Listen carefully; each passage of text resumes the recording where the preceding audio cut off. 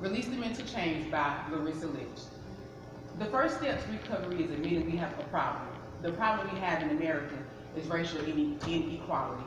America was founded upon rape, theft, brutal beatings, murder, and finally the enslavement of many Indians and Africans. Over time, the look of slavery changed to something far worse. The result of this change is what we see in our society today, such as poverty, police brutality, and mass incarceration, or what I call the war on minorities. First, a report by the Washington Post in February 2018 compared to 50 years ago, African Americans have not progressed in home ownership, unemployment, and incarceration. We live in poverty due to racial inequality. Jim Schmidt, an economist and vice president of the Economic Policy Institution, stated, "We have not seen progress because we still have not addressed the issue of racial inequality in this country." I believe that somewhere along the line, we have decided to give up our talent and right to be our own people and chose to rely on manufactured goods and services produced by organizations that once physically enslaved us. Audrey Smedley, a professor of anthropology at the Virginia Commonwealth University and author of the book titled Race in North America, Origins of a Worldview, she states that in the anthropology newsletter, she states that American laws made clear that property was more sacred than people, and the property rights of masters overshadowed the human rights of slaves. Chief Justice Roger B. Taney, in the famous Dred Scott case of 1857, said that Negroes were seen only as property, and they were never thought of or spoken of except as property, and thus they were not intended by the framers of the U.S. Constitution to be accorded citizenship rights. Second, race was only created to separate and divide groups of people based on common inherited features such as your skin color, your eye shape, the way your nose was shaped, if it was too big, if it was too wide. That's what race was created to separate us based on those features. Race came into existence about the 17th century in colonial Georgia by making whites feel superior to blacks, and I suggest that you all read the Willie Lynch letter. Africans were the slaves of choice due to skill and talent.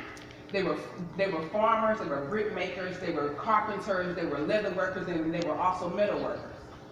Africans could do it all, and they hold great value to the European way of life even to this day. Although skill and talent made us chosen for slavery by whites, it also became common knowledge around the 1690s that Africans had no rights. In conclusion, racial inequality is a huge problem in America. The system has been designed and created to benefit the superior whites while preying on the blacks. To this very day, Africans are still not referred to as humans in the U.S. Constitution, but property.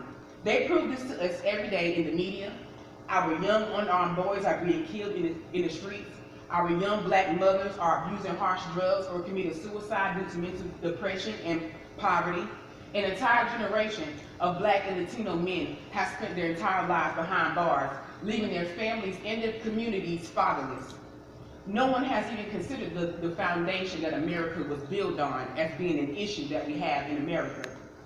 A system that was created out of fear, a system that was created out of greed, to keep the African as a worker, as property, and as a slave.